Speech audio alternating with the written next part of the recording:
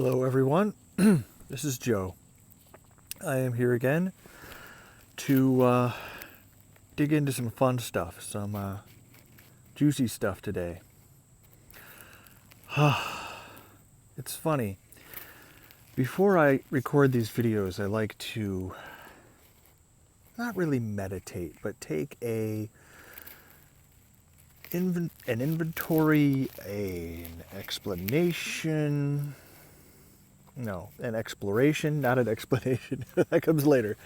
An exploration, really get into my body and the different parts of myself that I want to loosen up, energize, empower, enable, all that stuff.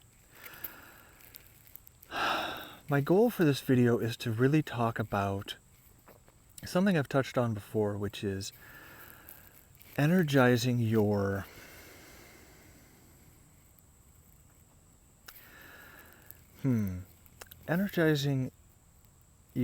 sexual chakras, the parts of your body, the areas of your body that you associate with sex, and really opening up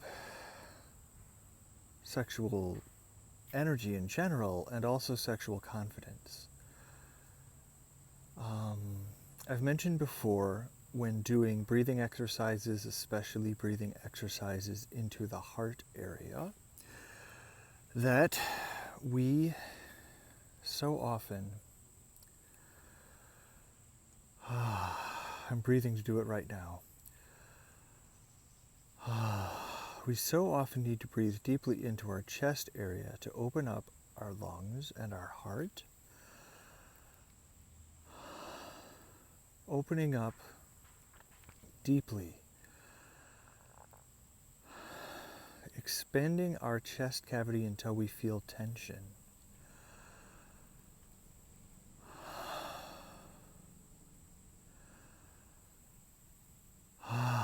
Releasing the tension in our chest cavity. Releasing the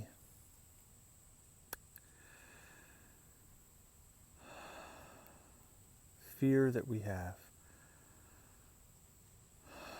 about asserting ourselves in the world with a chest expansion. With what that means in the world of putting ourselves out there. Anyway, when we do that, as I've described in previous videos,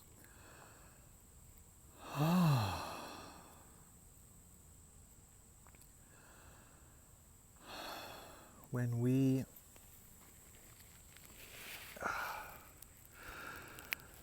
face those fears of really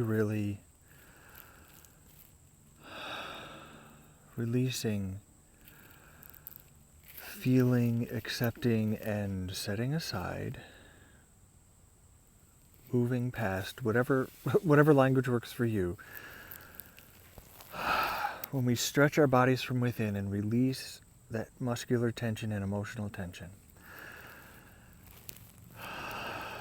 in our chest, possibly in our soul center, which is between the heart area and the throat area, and then really get into our throat area so we can speak our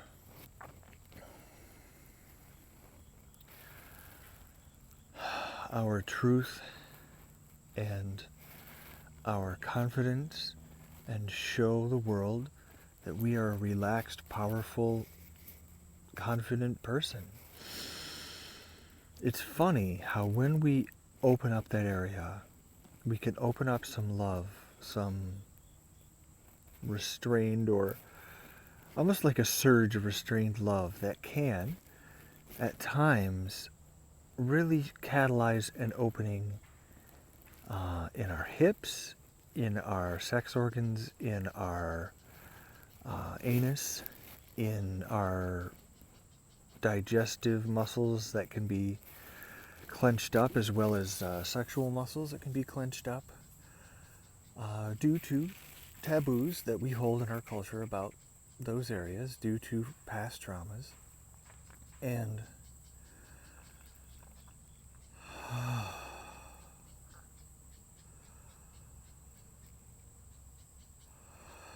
as we learn to expand our breath into the outer boundaries of our chest, to inhale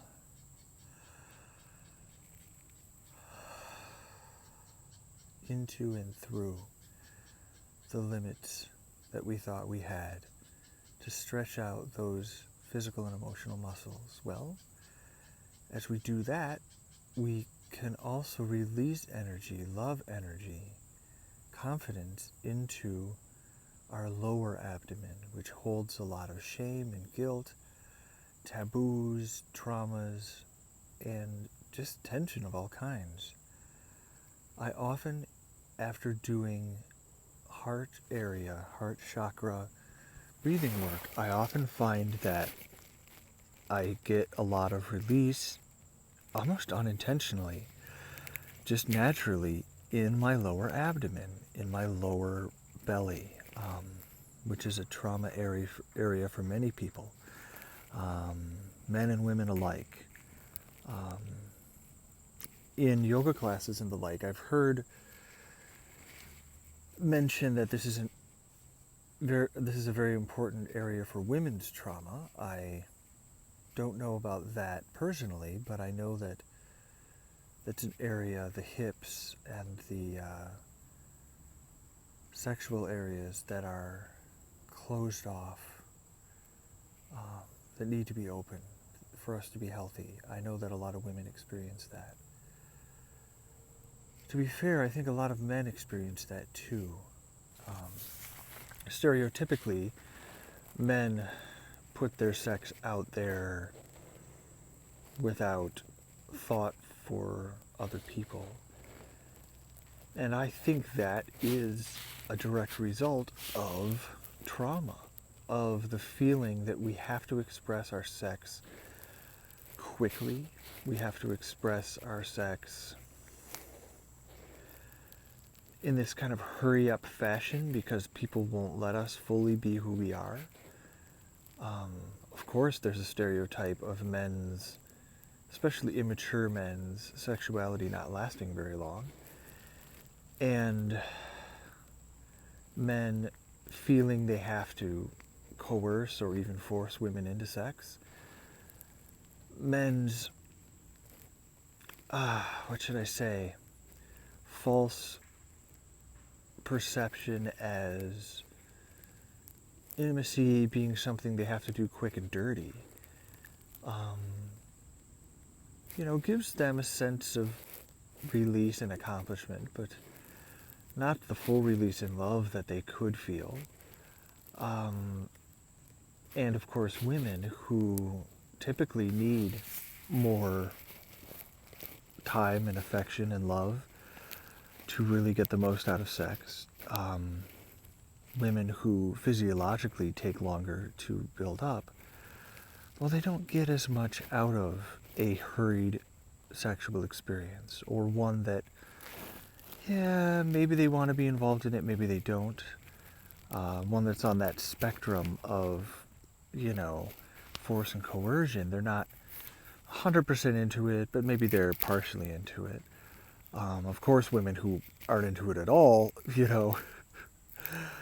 can experience great traumas that need a lot of love and release. So, ultimately, I hope that by teaching people, men and women, though I'm a man, so I may end up teaching people that resonate with my experience, who knows, but by teaching men and women to connect with each other more fully, without rushing the experience, without feeling fear in this energetic exchange, they won't project fear on each other. Men and women won't project as much negativity on each other and use sex as an actual experience of healing each other, of giving each other the energy that they need. Men need female energy. Women need male energy. Yes, we can create this inside ourselves, but it's a great, fun thing to exchange it with each other. Also, whenever I speak of gender, I want all of you to know that whatever you identify as is great. I typically speak of men and women because that's how I experience sexuality, and I'm not going to throw in this disclaimer every time I use a gendered word because that just gets really complicated. But I want you to know that if I say man, that can be you as a woman who identifies as a man, or as a man who likes to, dress and behave as a woman, but still has masculine qualities in bed. I know that it's a very varied, what should I say? A beautifully complex world of very different and unique sexualities that all of us share. I'm a straight man, but I have emotional wiring and empathy that many would ascribe to femininity. Heck, I like to talk a lot, which is a stereotypical female trait. At least I like to talk a lot about emotions, which is stereotypically female. Men stereotypically like to talk about themselves and their accomplishments, I think, but who knows? We could set all those aside and just be whoever we are. And whenever I use gendered language, just, see that as my experience, and the way that I, learn from the world, and nothing more. I want each and every one of you to be whatever crazy mix of genders and roles and relationship styles you want. As long as you're doing it consensually, you're not hurting anyone else, please go out there and do whatever makes you happiest, whatever makes you feel loved, whatever makes you feel turned on. So, energizing chakras from inside, from the breath.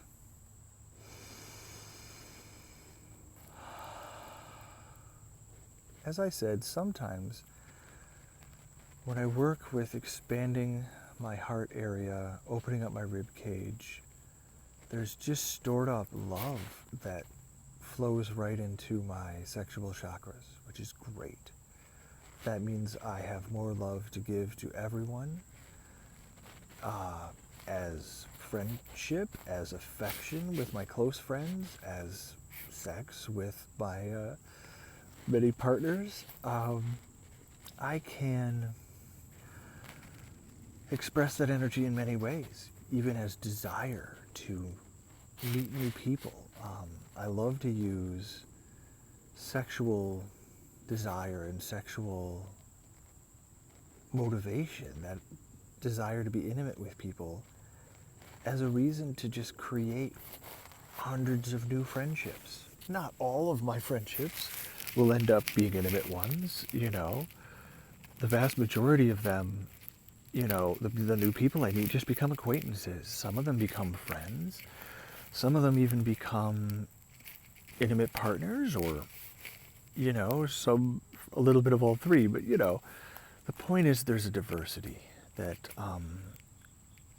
it's great for all of us to act out of sexual desire, for all of us to be motivated by that. We consider that kind of a thing not entirely, not entirely above board. We consider a sexual motivation an unhealthy motivation. Say a leader of a group, even a church, is motivated to become a leader in order to attract sexual partners. We consider that unhealthy, and that's something we gotta let go of. If someone wants to work hard and create something wonderful in the world because, creating value, creating community is very attractive, let them do it, celebrate that. A lot of people feel that they need to make money, create community, give something to the world in order to deserve sexual abundance, in order to deserve many loving partners. As primates, we are attracted to those people who are the leaders of tribes. You know, it's a natural tendency for people who love sex to take on leadership roles. And it's not necessary, you know. Stereotypically, men more than women are expected to, you know, behave as leaders and heroes in order to be sex worthy. That's something we need to let go of, but let's face it, it's still a part of our biological wiring. It's part of our culture. We can change our culture and provide sexual abundance to everybody. But you know what? At the very least, let's give people a pass. If they want to do something wonderful in the world in order to attract attention and attract lovers, let's just not make that a bad thing anymore. People, you know, when they find out that the the spiritual leader has been trying to make a lot of money, or been trying to get a lot of fame, or been trying to attract sexual partners, when the CEO is driven by money or sex, we feel that those are low motivations, that these people should be punished.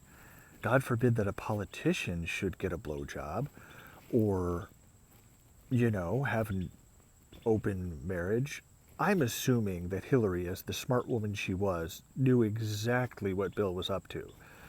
You know, I assume that to some extent she certainly consented and probably facilitated Bill's, you know, philandering, his adventures with other women. Hillary is a strong, you know, well-educated, powerful woman in her own right. She came from a good family. She could have gone off and left Bill the first time she got a feeling that he was, you know, interested in other ladies. You know, she could have just gone on and done whatever she wanted to do with her life, but she wanted to be a partner with him for whatever reasons she had, be they political, be they love reasons, be they family reasons. She made her choice, and none of the rest of us have the right to judge their marriage. We hold leaders up to these really false standards that they need to be sexually monogamous, that they need to be not profit driven. You know, people who are powerful want to make money just like everybody else. They want to make a profit from what they do. What we need to do is make sure that they're doing it in an ethical way. You know, using the Bill Clinton example again, from all appearances, at least from what I've seen of the communications between Bill and Monica, they were having a consensual relationship. She was really into him. So great. If he behaved unethically, if he, you know, did something, you know, to coerce her into it, or if, you know, there was some other kind of, you know, illegal or unethical cover-ups, that's unhealthy. And that's how he got caught. He tried to cover it up. He didn't have the courage to say, you know what, this is between me and my wife. I have the relationship, the lifestyle I have. It's none of your business. But he didn't do that because he's a politician. He was trying to please people who didn't agree with him. And let's just stop doing that. Let's not judge leaders on their sexuality. Let's judge them on how well they lead. When we try to hold them up as beacons of conservative values or old-fashioned values, we just keep ourselves in those old calcified places, and we don't allow our culture to heal itself and to become more loving and open. We have all these leftover taboos about sexuality, about how relationships have to be monogamous. We have all these old taboos because of inheritance, because of people passing on money and lands and titles to their children. that whole idea is fucked. It's an idea that we want our children to succeed and we want other people's children to fail. It's an incredibly selfish motivation. And, you know, a lot of rich people, I think Bill Gates, for example, is not giving any money to his children because he wants them to have a good education, which he's provided, and then live their own lives, not being spoiled by their parents' money. Think what you will of Bill Gates, but he has, you know, done something cool there with his children. And I think that's really healthy for all of us to think about, is that we're one species. The children are all of our children. By pushing certain people down, by putting our children ahead of other people's children, I get it that it's a natural drive of parents, but it's really, really unhealthy. It creates an aura of competition in which our children may succeed but become highly unhappy. You know? Let's just rise everyone up. And then we don't have to be the perpetrators of pushing other people down so that we can rise. Because when you do that, you might succeed, but you end up living in a world that's hyper-competitive and really, really unhealthy. You don't have a community that loves you. You don't have a healthy world to live in. Forget about a sustainable environment. We need to release this idea that we are somehow only looking out for ourselves or our families, because that's how you ruin the world. So don't do it. Anyway, that's a big long tangent. I didn't see that one coming. I'll be really interested to see the see the transcription of this video and see how that plays out. But suffice to say,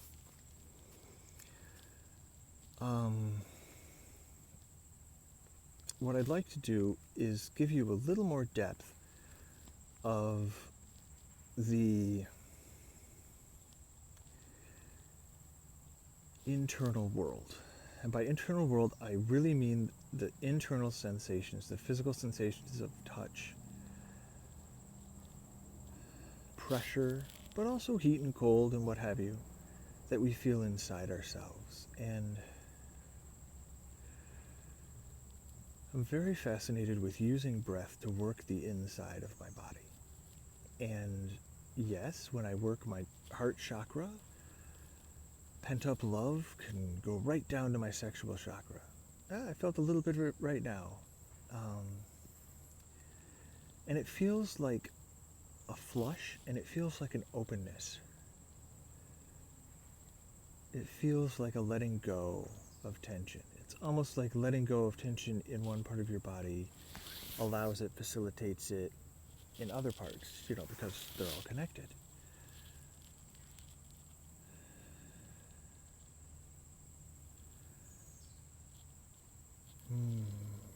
Another thing you can do is to try to feel a little openness in your general lower abdomen. You don't have to be too specific, because who knows what's ready to be released today. Maybe it's in your first chakra down by your anus. Maybe it's in your sexual chakra, more in your genitals area. But maybe it's in that higher part in your belly. The sexual organs are almost an overlap point between your first root chakra, which is your anus, perineum, tailbone, and just getting up towards your sexual organs. And then it overlaps with the belly chakra, which for me, I feel like goes up roughly towards your belly button, which encompasses the belly muscles that we tense up if we're threatened. Do a short breath like that and feel your stomach muscles tense up.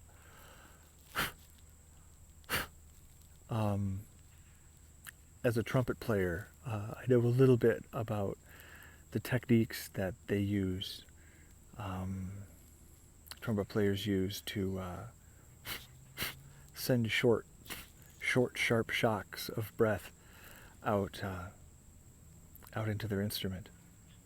It's interesting. The trumpet's an interesting instrument in itself. It's very physically demanding and almost physically violent. It takes a certain kind of strength and focus to do it, and certainly a deep type of maturity to do it well, without tension, just with strength, which is not tension, it's something else. So, anyway, breathe into your lowest chakras. Could be the first chakra, could be the second, could be the overlap point between them.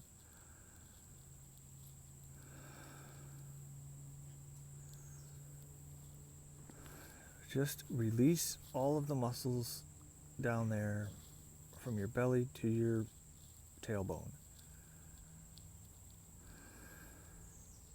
Allow your breath to loosen all of that area. And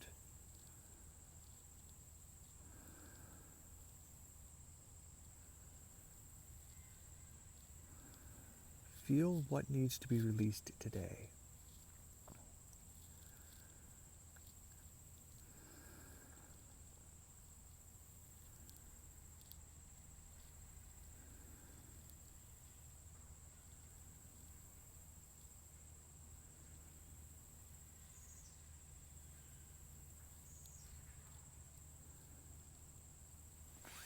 For me, I'm feeling something that feels like a pulse, like a shadow of a strong pulse. Maybe it's a vein or an artery that needs to be released, opened up, relaxed. The muscles surrounding certain blood vessels may be constricted, not allowing enough healthy blood flow, which of course can inhibit sexuality in a big way.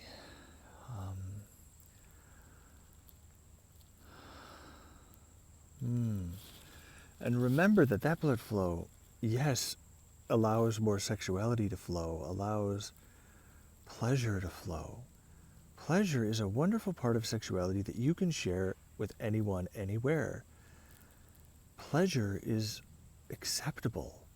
Sexuality is acceptable with certain people in certain circumstances, right?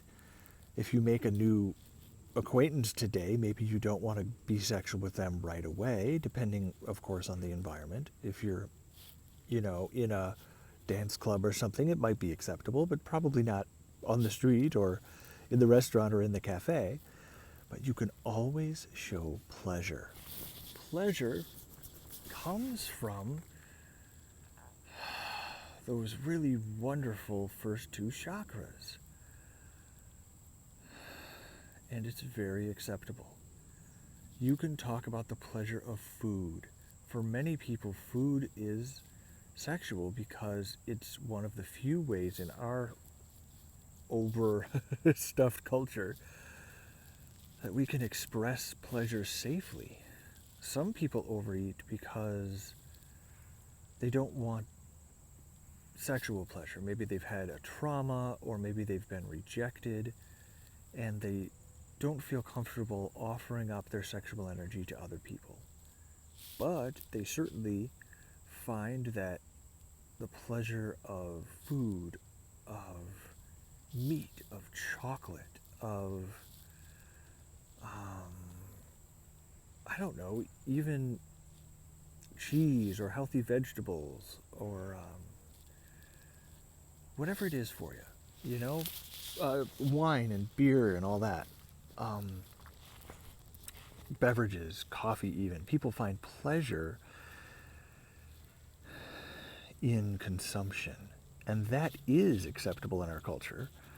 And it is a way for us to communicate pleasure with each other. We can surely go overboard. Yes, there's an obesity epidemic in our undersexed and overfed culture, but at the very, very least, we can communicate pleasure with others through food, through visual senses, through appreciation of, animals and cute things and all that, but that's not as much of a pleasure thing as that is a heart chakra kind of bonding thing. When you see things in your environment, yes, there's always something you can connect with people on. You can talk about the weather or, God forbid, politics. Don't go there. Connect with people on things we love, not things that make us anxious. Things that are cute, babies and animals, are easy to connect about, but it's a different type of connection. It's not a pleasurable lower chakra connection. It's a higher, kind of a middle chakra connection of love and community, and that's great. Don't get me wrong, I love animals. It's just when you're trying to open up the things that are blocked, when you're trying to balance out the things that are acceptable with the things that are not in our culture, find ways to get into pleasure, both on your own and with people, things that turn you on a little bit, things that are acceptable, in every situation, to say, wow, I really love the taste of this food. For example, I had this wonderful hot apple pie pocket thing at a Royal Peasant restaurant here in Athens the other day, and it was great. There were these sour candied apples that were like eating like bittersweet pain of lost romance. They were very challenging and opened up this very almost dark emotion, but with hot apple pie inside this fun little crispy pocket and really, really good vanilla ice cream, it made everything okay. It was almost like the physical embodiment of accepting our bittersweet pain and filling it with new pleasure and healing. It was really sensual on both a mental and a visceral level. For example, I was describing it to a group of people yesterday, and they were very excited. There was something about my passion about that food that made them want to go to that place. If you share your passion for food, that gets you down into the second chakra. That gets you down into the pleasure of food, which is related to digestion. Of course, food pleasure also happens, with our taste buds and higher up in the human creature, closer to the higher chakras. But it travels down. Food and beverages travel down through us. They travel down through our bodies and carry good energy, provided we're eating healthy food, all the way down through our bodies, through our digestion, all the way down until we let go of it and excrete it. So food allows us to get out of our heads, not that thinking is bad, just that it's not a place to be all the time, and get through, open up our throat, open up our heart, and really allow ourselves to connect, with lower parts of ourselves and release the lower parts of ourselves. So, for all of you, use your breath, your food, and all kinds of pleasure to get down into the parts of yourself that you've learned from this world to repress. And you won't have to try. By freeing up those areas, you'll automatically do better with other people. You automatically have healthy pleasures instead of unhealthy pleasures. You'll just automatically do well with people. So,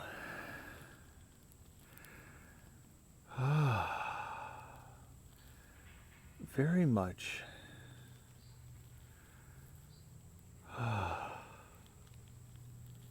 Allow yourself to feel good. It feels good just to breathe into that spot. You can probably see the pleasure on my face. When you speak with people, speak from this place. Allow this place to open up and see how it changes your other chakras. I can feel it changing my throat chakra and opening up my masculinity, my relaxed, happy, positive, full masculinity when I release my sexual chakras, which of course is very tied to gender, right? A female identified person might find that if they want to be more feminine, that their playful, girlish, high-pitched energies may come out more freely if they have releases in their lower abdomen.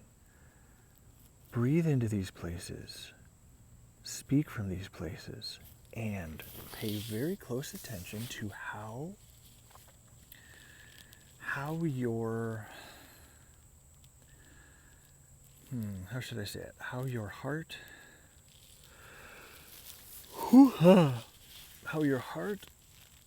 unlocks your first and second chakras, your sexual and root chakras. Pay attention to how your sexual releases in your second chakra and maybe even in your first open up strong masculinity or femininity in you.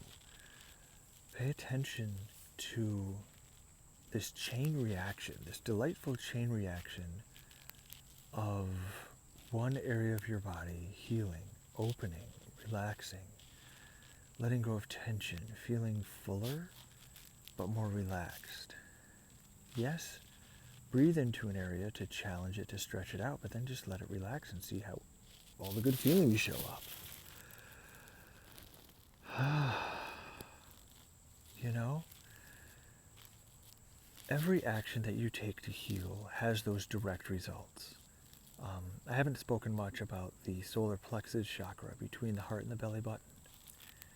More specifically between the bottom edge of the ribs and the belly button. Maybe going up a bit into the sternum.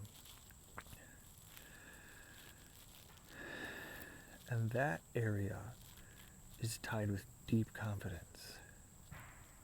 Very basic confidence.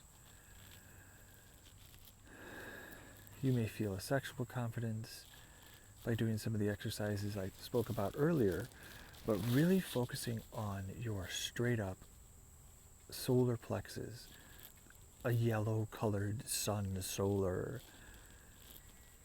metaphor for straight up basic confidence.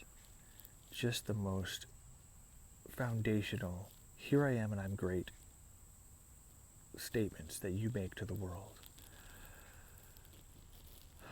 I'm breathing into that because I haven't much throughout this video, a little bit before I turn the video on actually.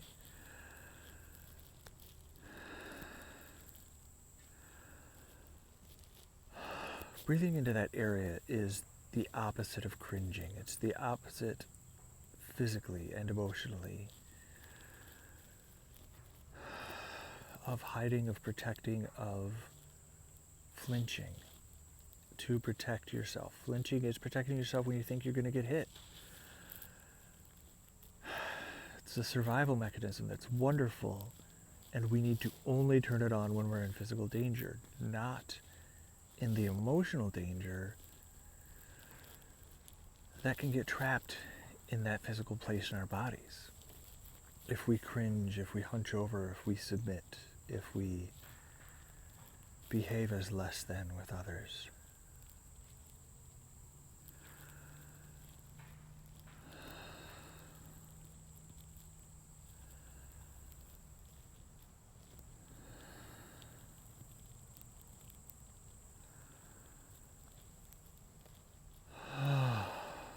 It feels so good to release in that place. I took a little detour into that spot because it's an example of another chakra in the lower area of the chakras, but kind of in the lower middle. Um, if you cut the chakras in half, it would be in the bottom half, but I see it more almost as a transmission point. Yes, it's a basic statement when you open that up. However, it's also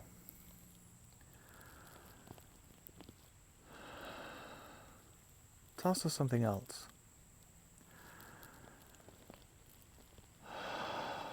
Going into that yellow solar plexus chakra,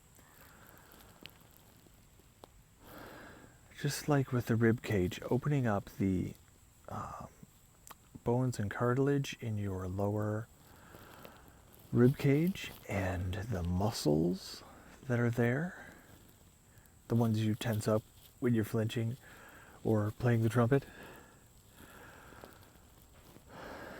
When you open those up, you allow space. It feels like you're creating space because you're inhaling into that area and creating space, but also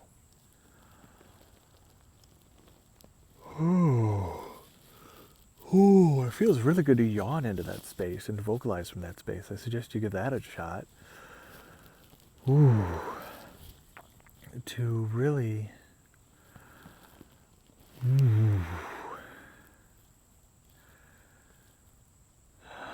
express pleasure, express, that feels really, really good in that place. And to create space, physically and physiologically, for more energetic messages, nerve signals, and what have you. All that good stuff to come through.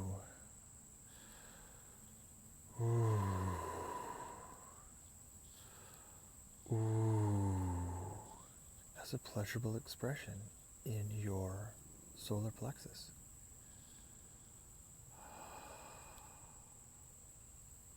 Ahs are good, but they belong a little bit lower. If you have trouble being confident in your solar plexus chakra, and you simply want to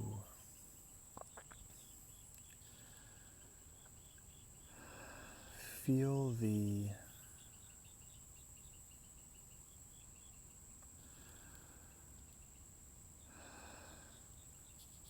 a little more juiciness, if you want to feel a little more sexual pleasure, do that. You can, in a way, breathe down your spine without really expanding your third, what should I say? Solar confidence chakra. You can just slide underneath. It's not ideal. It's not where you will eventually end up. But it can be good for today if you just want to get into sex and that pleasure and enjoyment. Maybe when you're in a solo environment, when you're all by yourself enjoying sexual pleasure all by yourself, or maybe with a trusted person, you can simply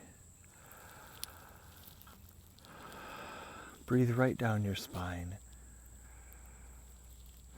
Let things expand a bit, but don't worry about expanding your chest, and don't worry about expanding your middle part. Maybe, is it a thorax? I don't really know how those body parts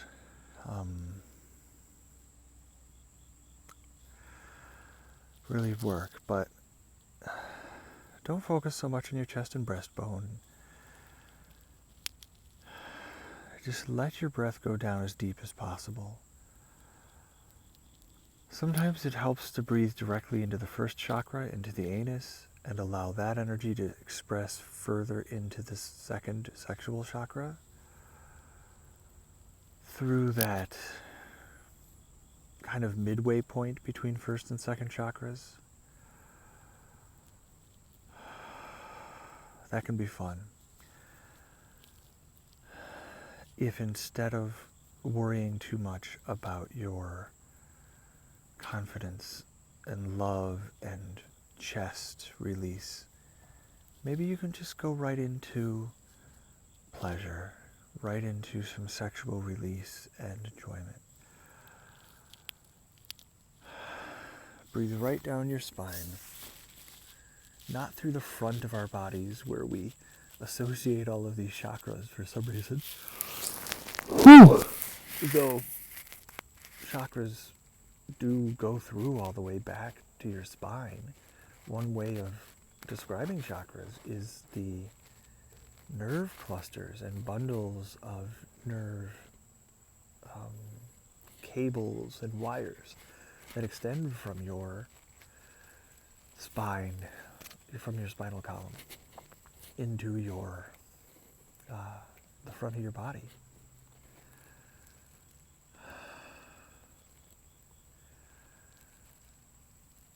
But if you just need a touch of energy down low, you can simply breathe down the spine, expanding only enough to feel it go a little deeper and a little deeper and a little deeper and touch your first and second chakras. We used to do this at the little volcano, Rosie Volcano. One of my favorite LGBT people, and couples for that matter, Rosie and Kit Volcano. They're wonderful, wonderful, wonderful people, and just taught me so much about the joy of being who you are. In one of Rosie's classes, she would encourage us to breathe down deep into our sexual and root chakras. She associated the genitals with the first chakra, though I kind of see them as an overlap. That's interesting.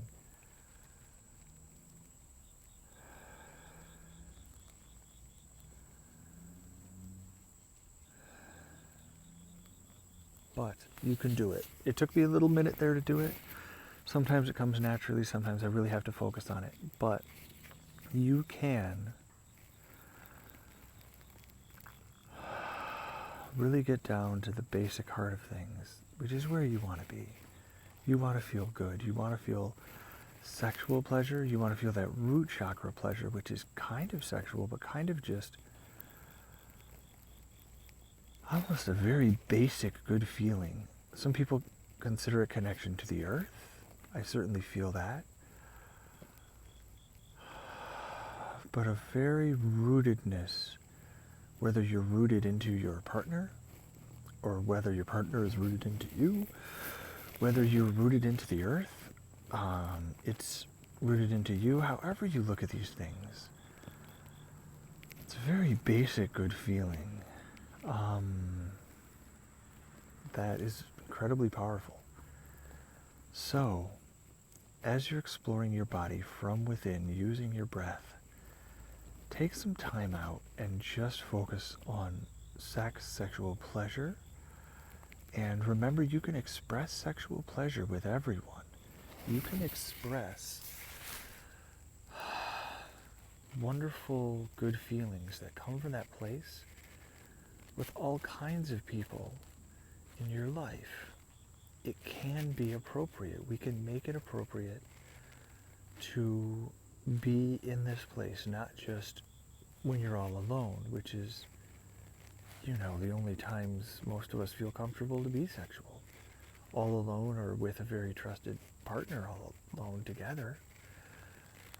See what you can do today.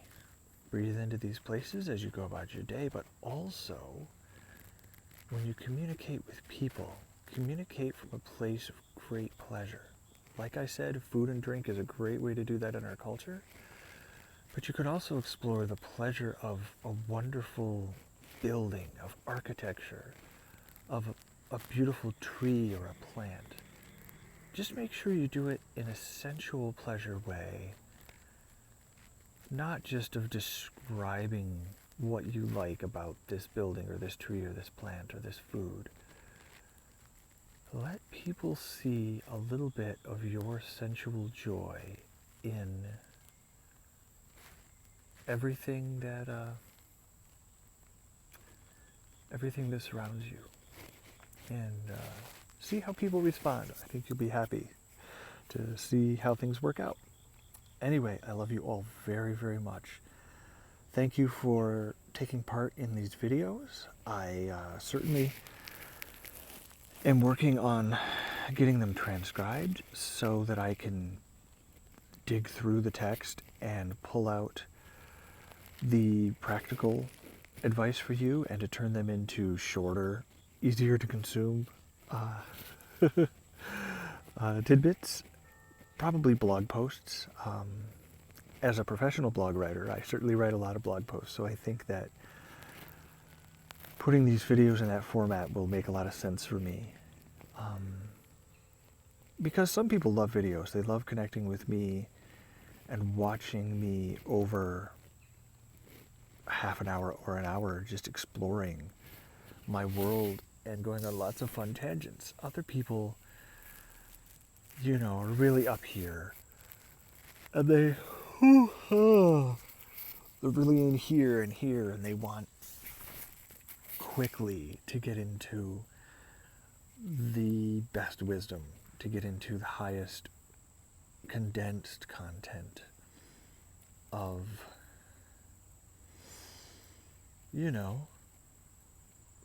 what should I say? The very gems, the very heart, the very most actionable content that I have to provide. And so I want to connect with those people too. It's fun to connect with all of you guys on the video because, hey, let's face it, you're my core audience. You're the people who will stick with me through tangents and really dig into the wonderful bits of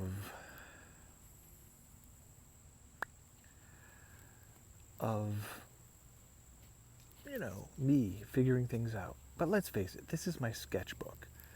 If I were an artist and you saw my art and you loved it, and then you had a chance to look through one of my sketchbooks, that's what this would be. Seeing warts and all, the full exploration and adventure and expression that I give, artistically. Just like an artist draws in a sketchbook, I put everything out here verbally to later put into text. And it's different. An artist could create a picture in their mind, or I could think thoughts in my mind, but it's different to put them out there as if to an audience. I have a small and loyal audience to these videos, and that's wonderful. But what's really special is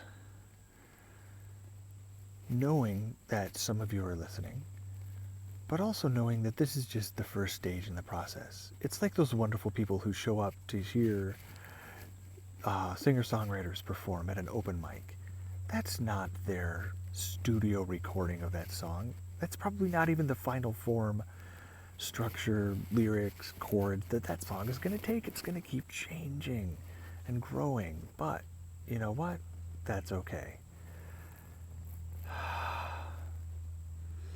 What's really important is some of us like to dig deep and get into the personality of the artist, to get into the creative process of our heroes.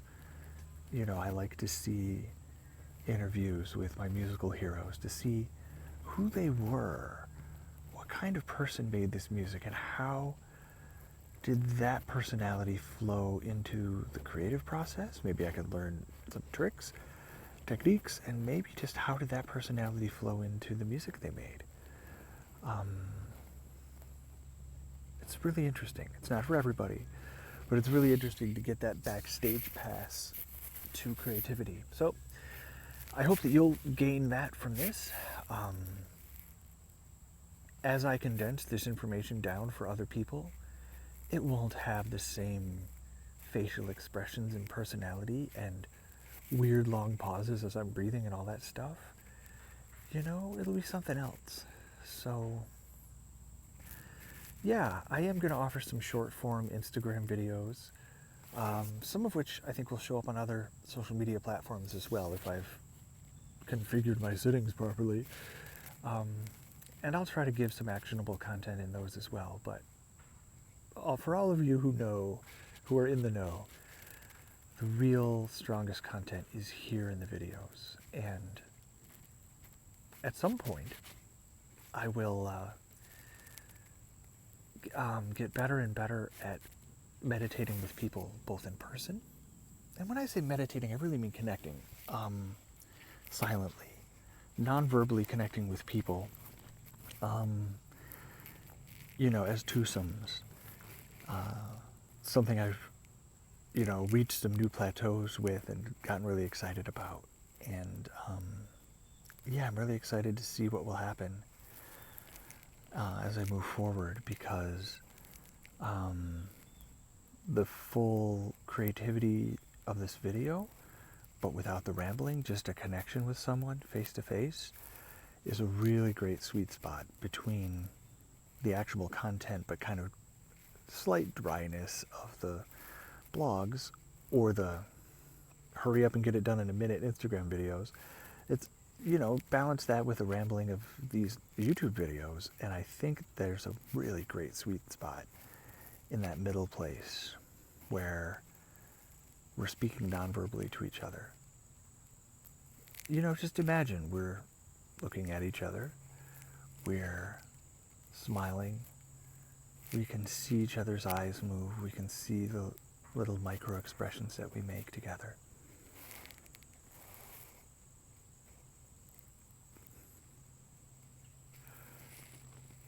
Imagine only that for a lovely long period of time that allows us to really go deep and feel whatever arises, the joy that arises, the pain that arises that we can let go.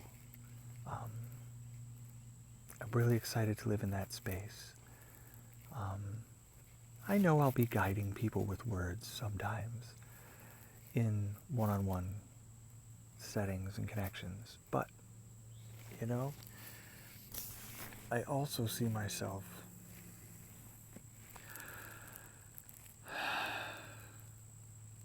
just having a lot of nonverbal fun with people. So, thanks for checking out my sketchbook, and as I've said, I'm going to invest in transcriptions so I can get help with digging through these videos and bringing some of the most precious, actionable content right to you. I love you all. Thank you so much. Bye-bye.